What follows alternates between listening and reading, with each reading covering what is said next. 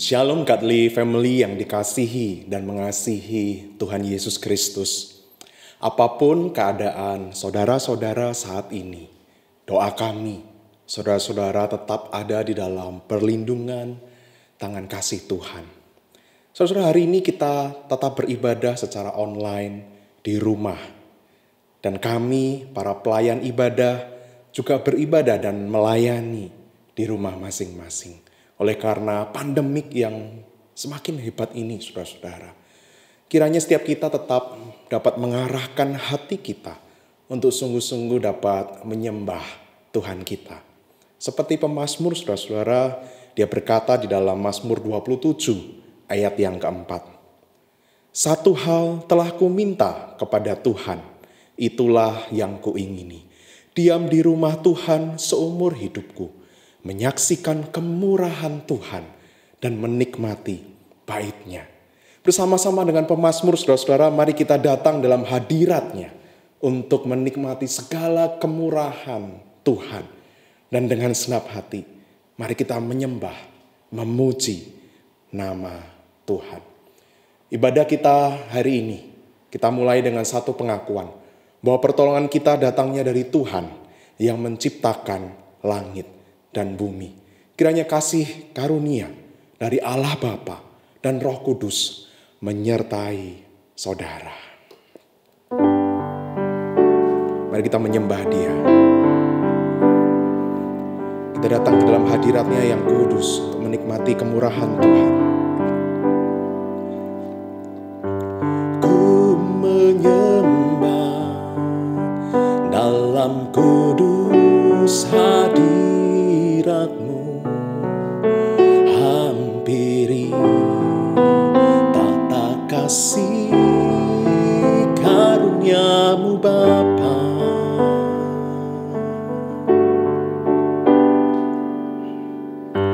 Kekuatanku hanya dalam hadirat-Mu, Yesusku. Hanya Kaulah segalanya.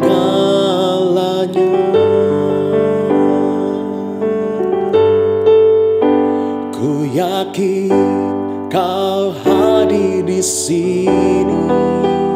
Ku rasakan kuasa yang tak terbatas.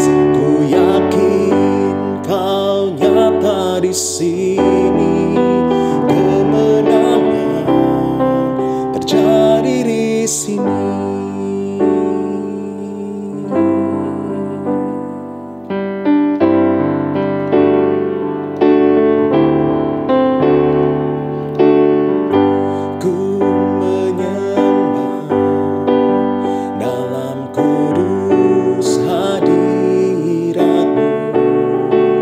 Hampiri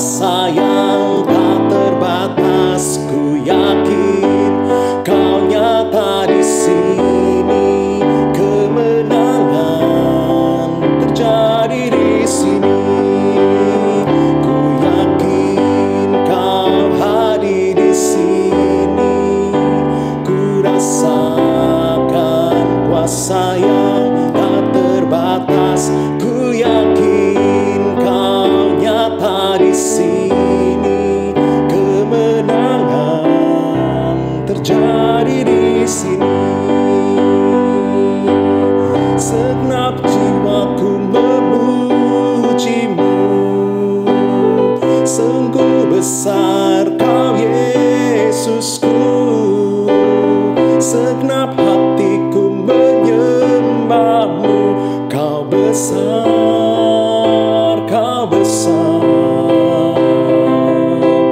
Segenap jiwaku memujimu. Sungguh besar kau Yesusku.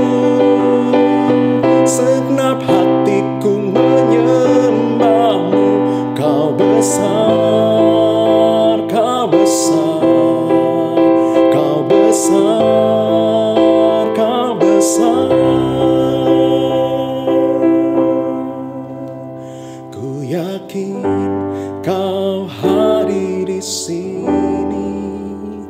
Ku rasakan kuasa yang tak terbatas.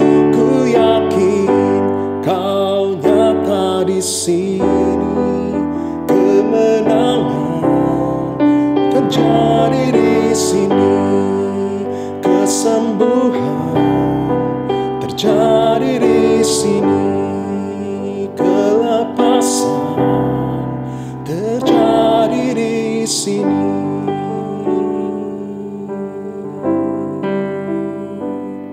Kami percaya ya Tuhan, di dalam hadirat-Mu ada pemulihan.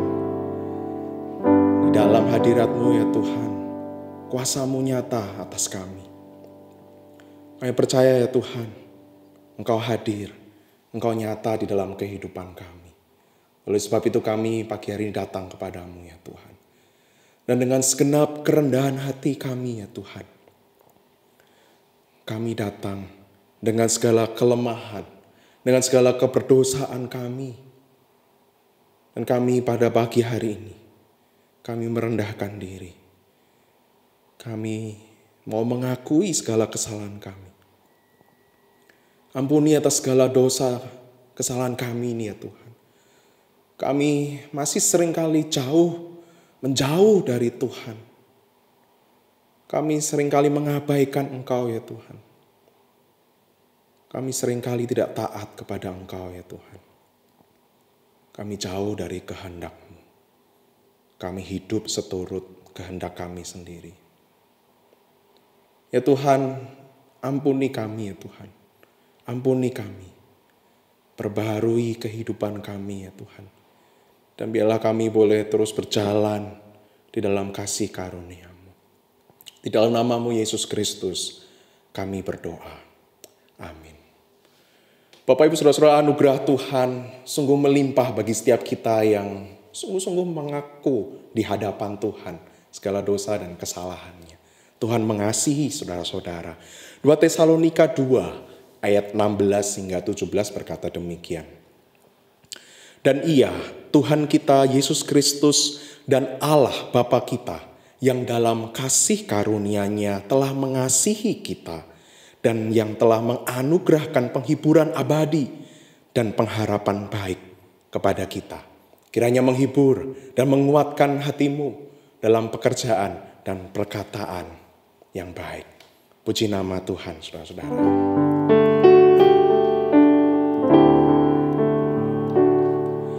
Yesus pegang erat tanganku.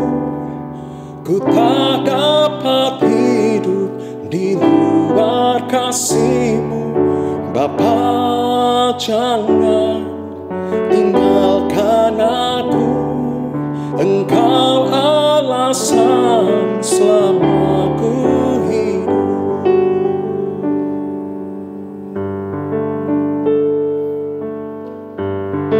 Ku hidup karena anugerah-Mu ya Tuhan.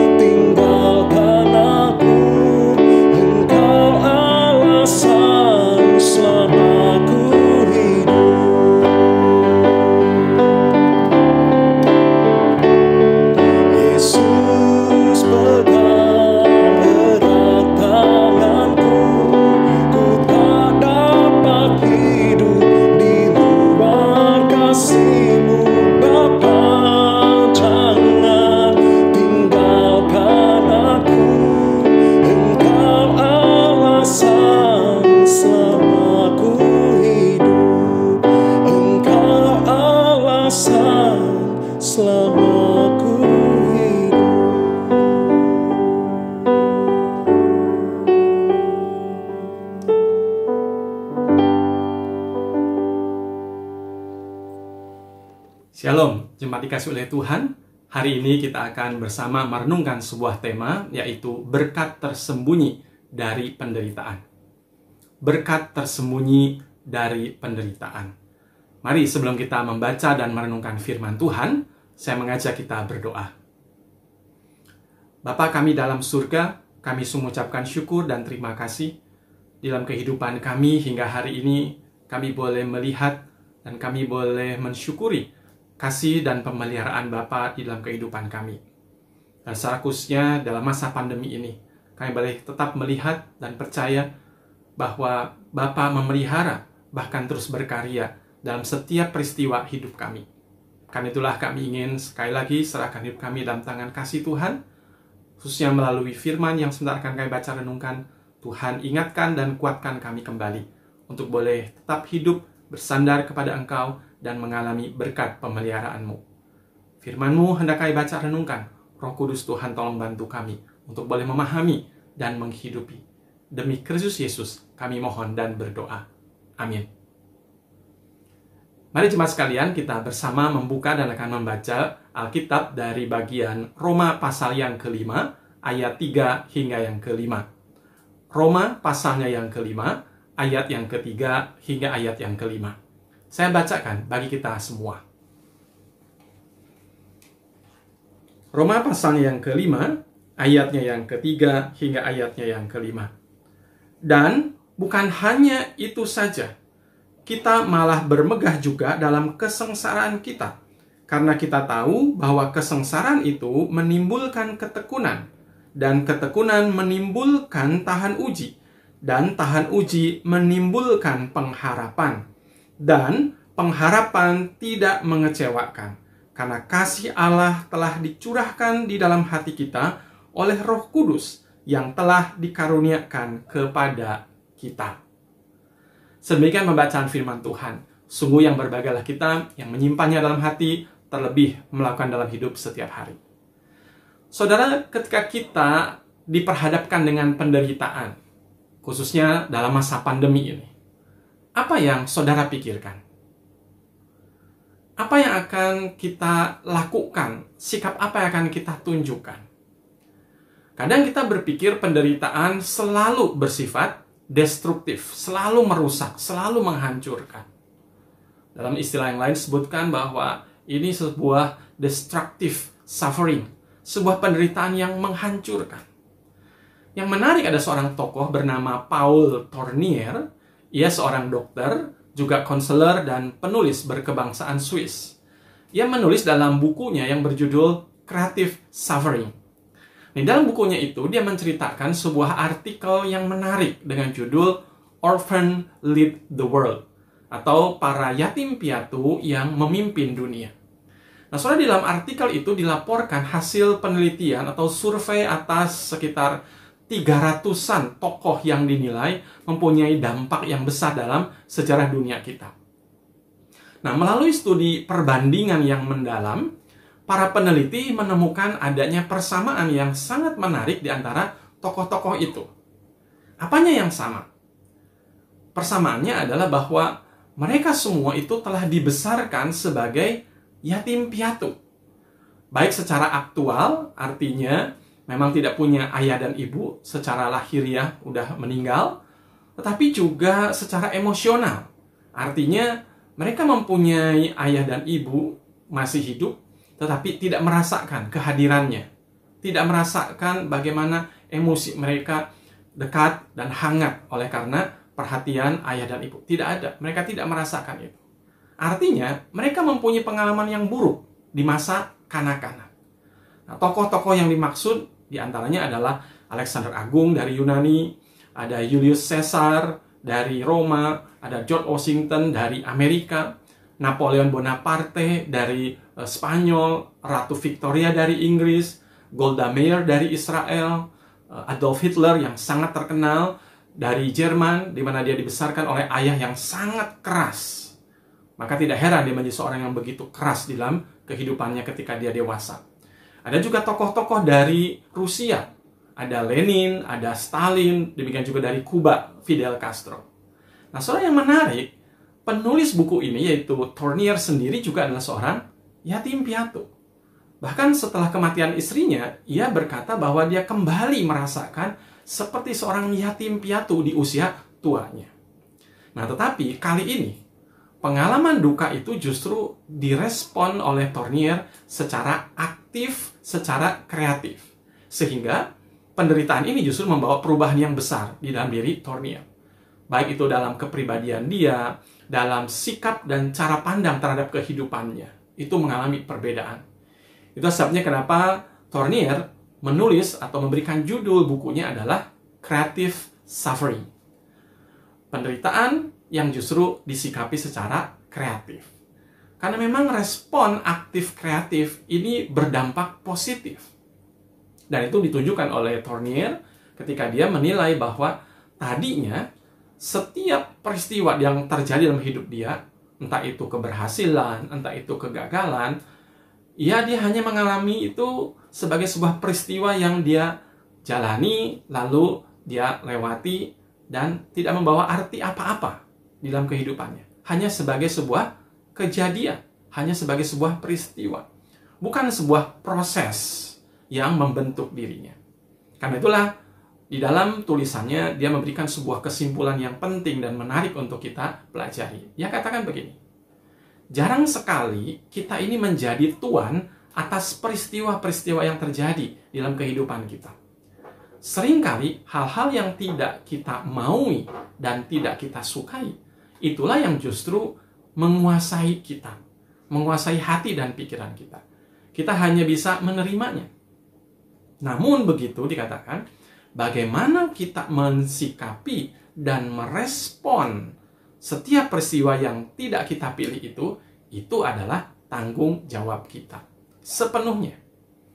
Penderitaan pada dirinya memang tidaklah bermanfaat. Tetapi apakah kemudian ia bermanfaat atau tidak, tergantung dari respon kita, tergantung dari sikap kita. Disitulah ujian yang sesungguhnya. So, itulah kesimpulan dari Paul Tournier. Dia mengatakan bagaimana respon, bagaimana sikap kita terhadap penderitaan, itulah yang membuatnya berbeda. Itu akan menjadikan penderitaan itu bermanfaat atau tidak. Saudara sekalian, sekarang kita sedang diuji oleh pandemi COVID-19 dengan segala akibatnya. Wabah yang berkepanjangan ini telah merubah hidup manusia. Sekarang banyak orang susah. Setidaknya seperti hasil survei dari gugus tugas percepatan penanganan COVID-19. Sejak 3 bulan pertama dari peristiwa COVID-19, yaitu sekitar bulan Mei 2020 yang lalu, di Jakarta telah dilaporkan hasil survei dari efek pandemi COVID-19 ini. Bahwa dikatakan ada sekitar 64,3% dari responden yang ditanyai, disurvei, diteliti, mereka pada umumnya mengatakan mengalami kecemasan, mengalami depresi yang berat karena COVID-19. Di antara mereka ada yang cemas dengan kondisi ekonomi karena penghasilannya menurun, bahkan ada yang juga kehilangan pekerjaan kena PHK. Ada yang cemas karena kondisi kesehatan. Ada yang takut tertular karena teman dekat, bahkan anggota keluarga ada yang terinfeksi oleh COVID-19. Apalagi sekarang dalam masa PPKM, kita melihat lebih banyak lagi tentu orang-orang yang mengalami gangguan kecemasan. Orang-orang mengalami gangguan kesehatan, mengalami gangguan di dalam perekonomian. So sekalian, pandemi COVID-19 membuat banyak hal berubah. Akibatnya timbul berbagai perasaan negatif yang muncul. Stres, khawatir, cemas, takut, marah, depresi. Maksud dalam kondisi seperti inilah kita perlu belajar dari firman Tuhan yang tadi sudah kita baca. Di sana kita melihat bagaimana Paulus mengingatkan kepada kita ada sebuah persepsi yang berbeda, ada cara pandang yang berbeda, sekalipun keadaan memang sama. Surat Roma yang tadi sudah kita baca, di sana menceritakan tentang kondisi jemaat di Roma yang sedang mengalami penderitaan karena penganiayaan. Mereka dianiaya karena kondisi kepercayaan dan iman mereka berbeda dengan orang kebanyakan pada zamannya. Itu bukan hanya sekedar menjadi sebuah penderitaan secara spiritual, tapi juga secara sosial, secara finansial. Mereka juga mengalami kesulitan. Nah, di saat itulah Paulus memberikan nasihat dengan mengingatkan Tuhan sedang bekerja dalam kehidupan setiap mereka. Di sana dikatakan bahwa kita malah bermegah juga dalam kesengsaraan kita. Karena kita tahu bahwa kesengsaraan itu menimbulkan ketekunan. Dan ketekunan menimbulkan tahan uji. Dan tahan uji menimbulkan pengharapan. Dan pengharapan tidak mengecewakan. Nah, saudara, ungkapan-ungkapan ini menjadi sebuah ajaran sekaligus penegasan. Supaya sebagai orang-orang Kristen tetap bermegah, tetap bersuka cita. Dikatakan rejoice di dalam Tuhan. Bukan karena keadaan, tetapi di dalam Tuhan. Sekalipun keadaan memang mengalami derita. Seperti tema kita. Ada berkat tersembunyi dari penderitaan. Nah, mari kita pelajari apa saja berkat tersembunyi dari penderitaan ini. Yang pertama, saudara, di sana dikatakan di dalam Roma 5 ayat 3. Bahwa kesengsaraan itu menimbulkan ketekunan. Kata ketekunan di sini pakai istilah hupomone, mengandung arti cheerful endurance. Di mana kita ini tetap mengalami kegembiraan di saat kita sedang bertahan. Ketika kita sini sedang bersabar. Atau juga dimengerti sebagai patient continuous waiting. Ketika kita sedang mengalami proses menunggu, menanti. Kita ini setia, kita ini patient, yang berkelanjutan, continuous, terus-menerus, teguh. Nah, saudara, anak-anak Allah memang harus menghadapi penderitaan. Ada ancaman, kadang fitnahan, dan segala macam. Tetapi kita percaya Allah yang setia akan memberikan kekuatan kepada kita. Sehingga kita mengalami berkat melalui penderitaan, melalui kesengsaraan itu. Seorang penafsir mengatakan begini. Penderitaan menghasilkan ketekunan atau ketabahan bukan di dalam atau dari penderitaan itu sendiri. Tetapi dari anugerah Allah yang berkuasa, yang bekerja di dalam dan melalui penderitaan itu. Menghasilkan ketekunan, menghasilkan ketabahan, menghasilkan kesabaran sebagai bagian dari karunia. Dan itu ditingkatkan, terus-menerus dikuatkan melalui latihan. Dan latihan itu adalah arenanya penderitaan, mengalami kesulitan. Saudara, di sini kita mendapatkan pengajaran yang bagus, yaitu bahwa anugerah Allah bukan hanya kelihatan positif, tapi juga mungkin kelihatannya negatif. Tetapi motivasi dan tujuannya pasti positif. Anugerah Allah seolah-olah kelihatannya negatif, yaitu memakai penderitaan. Tetapi Allah memakai penderitaan itu untuk melatih ketekunan, melatih keteguhan umatnya, kita semua. Saudara, ingatlah bahwa iman yang tidak diuji adalah iman yang tidak berarti. Yang kedua, kalau kita perhatikan di sana, ketekunan menimbulkan tahan uji, dan tahan uji menimbulkan pengharapan. Saudara, kata tahan uji di sini pakai istilah dokime, artinya proof, terbukti, tes, teruji. Artinya secara implikasi, maka kita ini adalah orang-orang yang dapat dipercayai, orang-orang yang sudah berpengalaman, orang-orang yang sudah mengalami pembuktian, mempunyai daya tahan. Dengan kata lain, setelah penderitaan menghasilkan ketekunan, maka ketekunan itu akan menghasilkan seorang yang terbukti, seorang yang tahan ujinya. Saudara, ketika kita di dalam penderitaan, justru dibuktikan bahwa kita adalah orang Kristen yang sejati. Orang Kristen yang sudah terbukti. Bukan orang Kristen murahan, bukan orang Kristen asal-asalan. Iman yang tidak diuji adalah iman yang semu, iman yang palsu. Maka ketika kita menghadapi ujian dari Allah, seharusnya lah kita ini bersukacita, tetap teguh, setia, karena ini justru menjadi sebuah kesempatan bagi kita untuk membuktikan bahwa kita adalah orang-orang Kristen yang sejati. Yang ketiga, di sana dikatakan bahwa tahan uji menimbulkan pengharapan. Kata pengharapan di sini pakai istilahnya elpis, artinya confident, ada keyakinan, faith, iman, hope itu pengharapan. Beberapa penafsir Alkitab mengatakan bahwa hasil dari penderitaan yaitu pengharapan atau tahan uji yang teguh. Dengan kata lain, penderitaan akan membuat seseorang menjadi seorang yang teguh, siap menghadapi pergumulan dalam kehidupan. Orang tersebut akan menjadi pribadi yang semakin berharap bukan pada keadaan, tetapi kepada Tuhan. Saudara, derita dan aniaya memang tidak seharusnya melulu membuat orang putus asa. Dalam derita dan pergumulan hidup, kita masih bisa melihat bagaimana hidup ini bermakna, hidup ini bahkan berguna. Ada seorang bernama Viktor Frankl. Dia adalah orang yang berasal dari Austria. Dia memperkenalkan sebuah terapi yang dia namai terapinya adalah logoterapi. Artinya penyembuhan. Sebuah terapi yang coba menemukan makna hidup di tengah-tengah derita. Frankl sendiri menemukan terapi ini ketika dia mengalami penganiayaan, penderitaan ketika menjadi tawanan di kamp konsentrasi Nazi di Auschwitz, sebuah kota di Polandia.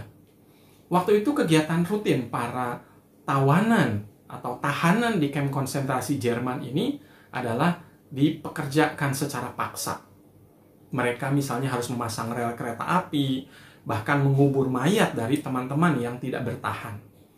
Nah, Frankl melihat di dalam kehidupan orang-orang ini ada dua kecenderungan manusia, dua kelompok manusia ketika menghadapi kesulitan di tengah-tengah konsentrasi Jerman ini.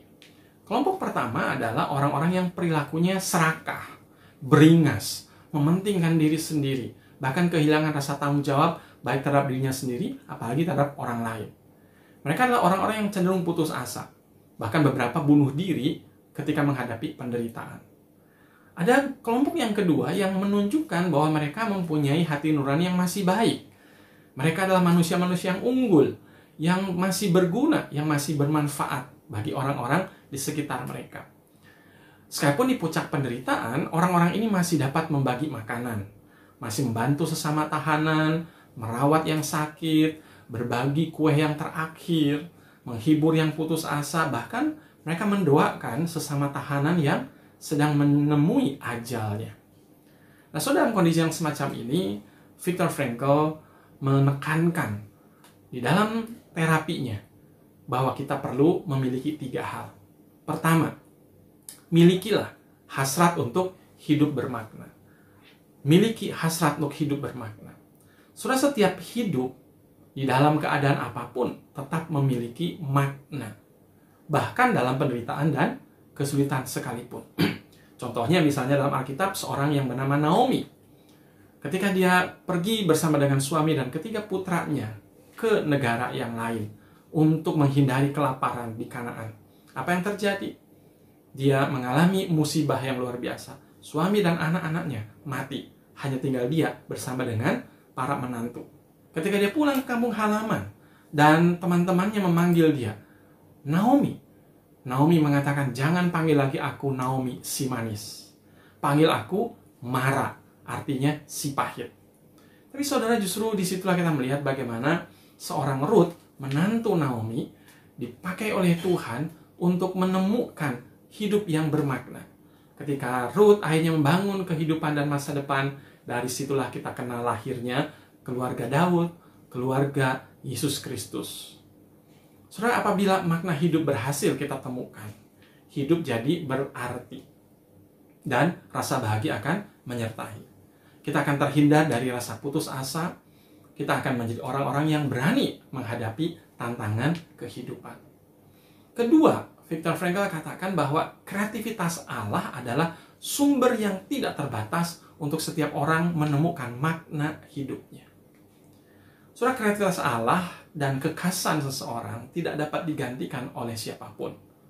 Seperti Abraham, Yusuf, mereka dipanggil dari keluarganya dan dibentuk oleh Tuhan secara kreatif.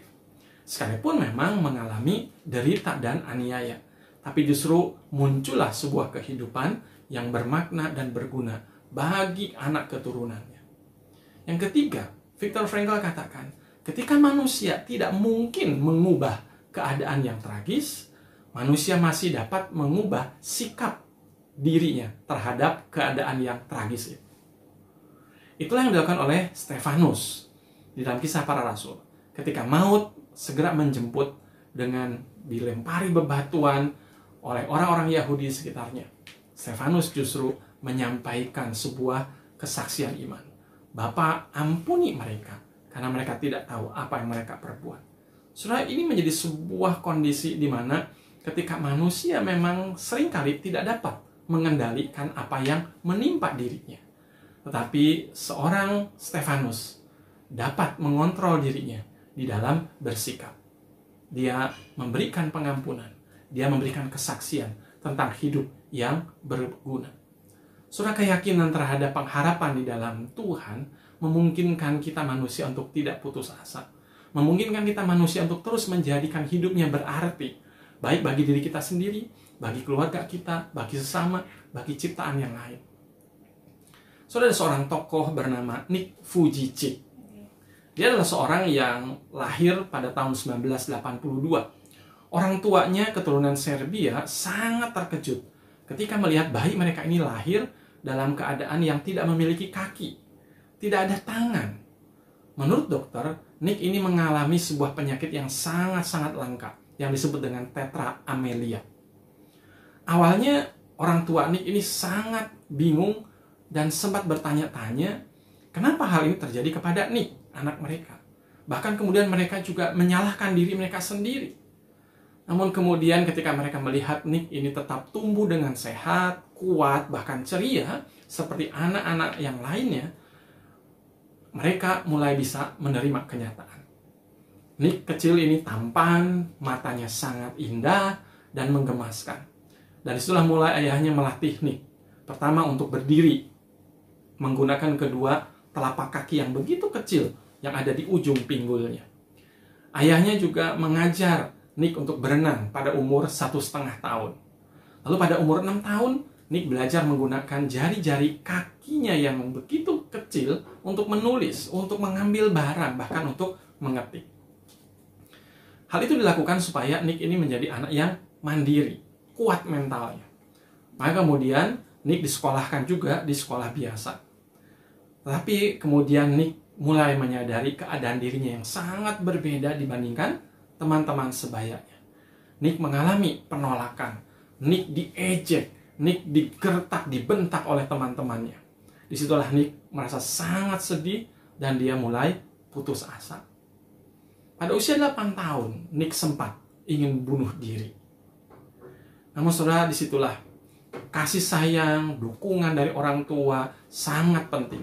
Dan itu yang justru membuat dia kuat di saat yang genting. Sahabat-sahabat yang begitu dekat itu membuat dia kuat. Dan akhirnya dia mengabaikan pikiran-pikiran untuk bunuh diri itu. Yang menarik, satu hari ketika dia berusia 12 tahun, ketika dia terbangun dari tidurnya, tiba-tiba dia menyadari betapa beruntungnya dirinya. Bahwa ia sehat, bahwa ia punya keluarga, punya sahabat yang begitu mengasihi dan menerima dia. Setahun kemudian, Nick akhirnya dalam kesempatan membaca sebuah artikel, dia termotivasi. Di mana artikel itu menceritakan seorang pria yang cacat tubuh juga, tetapi mampu melakukan hal-hal yang hebat, hal-hal yang berguna bagi orang-orang di sekitarnya. Maka disitulah Nick menyadari, dan dia mulai memiliki makna dan tujuan atas hidupnya. Nah, untuk mencapai tujuan hidupnya itulah Nick belajar dengan giat, dan pada usia 21 tahun dia meraih gelar sarjana ekonomi di bidang akuntansi dan perencanaan keuangan. Dan dia mulai juga membentuk sebuah lembaga non-profit yang namanya Life Without Limbs, atau hidup tanpa anggota tubuh. Sekarang Nick dikenal sebagai seorang motivator kelas dunia. Dia pergi ke berbagai tempat, ke berbagai belahan dunia untuk memberi motivasi. Sebuah keunikan yang luar biasa. Seorang yang tidak memiliki kaki dan tangan memberi motivasi kepada orang-orang yang memiliki kaki dan tangan utuh. Disitulah kita melihat bagaimana Nick menemukan makna baru dengan hidupnya. Bahwa tanpa kaki dan tangan bukanlah kelemahan, melainkan kekuatannya. Bukanlah kekurangannya, melainkan kelebihannya. Dalam kreativitas Allah yang tidak terbatas, Allah memiliki keunikan, rencana yang unik melalui kisah-kisah Nick Fujiji yang lahir tanpa kaki dan tanpa tangan. Yaitu apa? Untuk memberikan harapan kepada orang-orang yang sedang menderita di dunia. Ada yang menderita dalam keluarga, ada yang menderita di dalam dunia pekerjaan, ada yang menderita karena tidak berdaya, ada yang berputus asa karena mereka kehilangan pegangan, ada yang menderita karena memandang dirinya hina atau gagal karena mereka mengalami kesulitan. Satu ketika, Nick ini ditanya oleh seorang wartawan. Wartawan itu berkata begini, "Nick, jika kamu dapat mengulang waktu dan terlahir kembali dengan memiliki kaki dan tangan, apakah engkau mau?" Saudara, kalau kita ditanya pertanyaan semacam itu, kira-kira apa jawaban kita? Nick memberikan jawaban yang luar biasa. Dia katakan, "Saya rasa tidak. Karena jika saya lahir dengan kaki dan tangan yang utuh, kemungkinan besar saya tidak akan menjadi motivator yang memberkati orang-orang di seluruh dunia seperti sekarang ini." Saudara, bagaimana bisa Nick sampai kepada kesimpulan seperti itu? Pastinya bukan karena kondisi eksternalnya yang berubah, tetapi karena kondisi internal dialah yang berubah. Hatinya, pikirannya, itulah yang dibaharui oleh Allah. Saudara, disitulah ketika derita dan aniaya tidak seharusnya selalu membuat kita ini berputus asa dan merasa tidak berguna. Justru di tengah derita dan aniaya, hidup kita masih bisa berguna, masih bisa memberkati. Biarlah dalam masa pandemi seperti hari ini, kita tidak menjadi orang-orang yang merasa tidak lagi berguna, seorang yang berputus asa karena keadaan. Tapi marilah kita menjadi orang-orang yang melihat kepada Tuhan yang sedang menaruh ada begitu banyak berkat-berkat di tengah-tengah derita dan aniaya sekalipun. Amin. Mari kita berdoa. Bapa di surga, terima kasih untuk kesempatan merenungkan firman Tuhan pada saat ini. Di tengah derita karena pandemi yang kami semua alami, Roh Kudus kiranya tolong dan dorong kami mencari dan memiliki makna hidup, tujuan hidup kami masing-masing, sebagaimana Tuhan berikan untuk setiap kami di sini, saat ini, di masa pandemi ini. Di tengah perubahan yang sedang kami semua alami, tolong dan dorong kami untuk mempercayai dan mengalami kreativitas Bapa sebagai sumber yang tidak terbatas untuk setiap kami menemukan makna hidup kami masing-masing. Sehingga hidup kami tidak menjadi hidup dari orang-orang yang berputus asa dan merasa tidak berguna. Tetapi biarkanlah kami boleh menjadi orang-orang yang berguna di dalam kehidupan kami. Menjadi orang-orang yang bermanfaat dan membawa berkat bagi kehidupan di sekeliling kami. Demi Kristus Yesus, kami mohon dan berdoa. Amin. Tuhan Yesus memberkati kita semua. Bapak Ibu Saudara-saudara, mari dengan iman percaya kita mengikrarkan pengakuan iman kita yang berbunyi demikian. Aku percaya kepada Allah Bapa yang Maha Kuasa, Khalik langit dan bumi, dan kepada Yesus Kristus, anaknya yang tunggal Tuhan kita, yang dikandung dari Roh Kudus, lahir dari anak darah Maria, yang menderita sengsara di bawah pemerintahan Pontius Pilatus, disalibkan, mati, dan dikuburkan turun ke dalam kerajaan maut. Pada hari yang ketiga bangkit pula dari antara orang mati, naik ke surga, duduk di sebelah kanan Allah, Bapa yang Maha Kuasa. Dan dari sana ia akan datang untuk menghakimi orang yang hidup dan yang mati. Aku percaya kepada Roh Kudus, gereja yang kudus dan am, persekutuan orang kudus, pengampunan dosa, kebangkitan orang mati, dan hidup yang kekal. Amin. Mari saat ini kita bersama-sama menaikkan doa syafaat kita. Kita berdoa. Berapa lama lagi Tuhan Kau lupakan aku terus-menerus? Berapa lama lagi Kau sembunyikan wajah-Mu terhadap aku? Berapa lama lagi aku harus menaruh kekhawatiran dalam diriku dan bersedih hati sepanjang hari? Berapa lama lagi musuhku meninggikan diri atasku? Berapa lama lagi kami harus menghadapi virus COVID-19 ini, Tuhan? Berapa lama lagi kami harus kehilangan orang-orang yang kami kasihi? Berapa lama lagi kami harus menderita? Berapa lama lagi ya Tuhan, bangsa Indonesia hidup di tengah pandemik ini ya Tuhan. Pandanglah kiranya, jawablah aku ya Tuhan Allahku. Buatlah mataku bercahaya, supaya jangan aku tertidur dan mati. Supaya musuhku jangan berkata aku telah mengalahkan dia dan lawan-lawanku bersorak-sorak apabila aku goyah. Tetapi aku kepada kasih setiamu, aku percaya. Hatiku bersorak-sorak karena penyelamatanmu.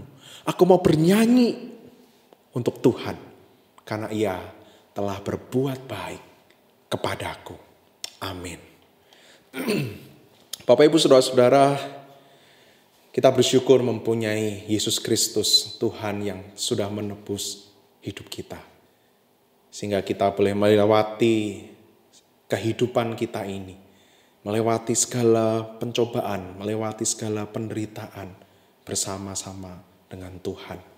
Dan biarlah ketika kita melewati jalan yang sulit, ketika kita menghadapi penderitaan, kita boleh tetap kuat, kita tetap boleh tenang bersama dengan Tuhan. Saat ini mari kita juga bersama-sama akan mempersembahkan harta kita yang terbaik untuk Tuhan. Mari kita memuji nama Tuhan dan memberikan persembahan kita.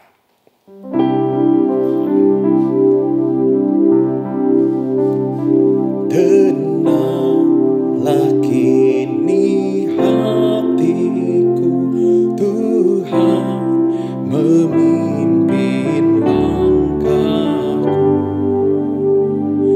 di tiap saat dan kerja. Tetap ku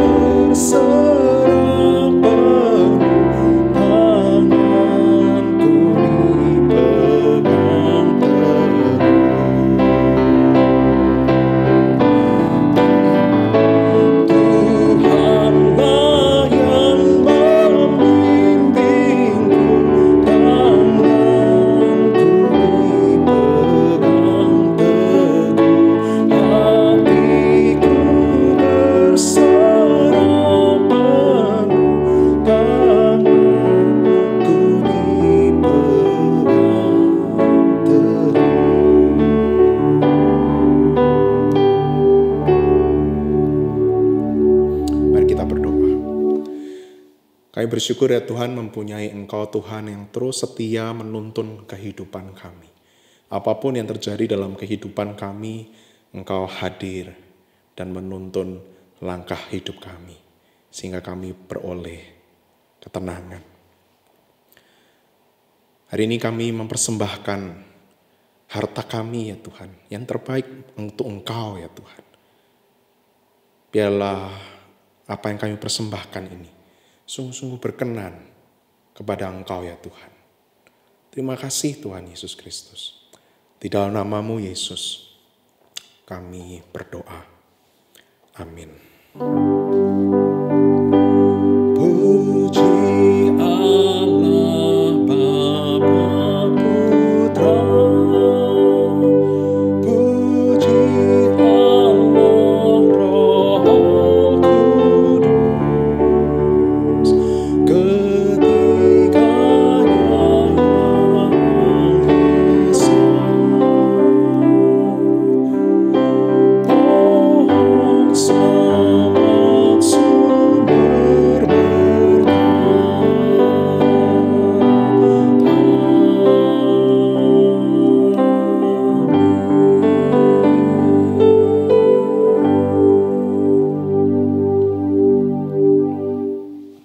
Jemaat yang dikasihi oleh Tuhan, tetaplah setia di dalam mengikut Tuhan di dalam segala keadaan yang engkau jalani hari ini. Dan terimalah berkat yang Tuhan sediakan untuk kita. Tuhan memberkati dan melindungi engkau. Tuhan menyinari engkau dengan wajah-Nya dan memberi engkau kasih karunia. Tuhan menghadapkan wajah-Nya kepadamu dan memberi engkau damai sejahtera mulai pagi hari ini sampai Maranatha, Tuhan datang kedua kali. Amin.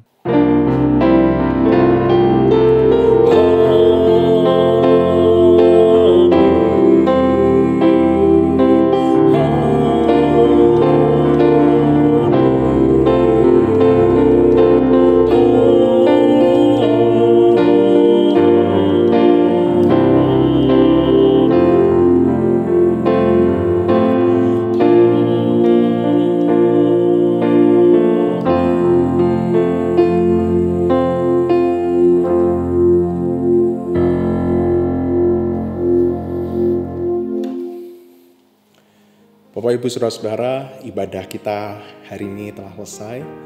Kiranya Bapak Ibu Saudara-saudara boleh terus menjalani kehidupan bersama dengan Tuhan. Setelah ini Bapak Ibu dapat memperhatikan beberapa warta.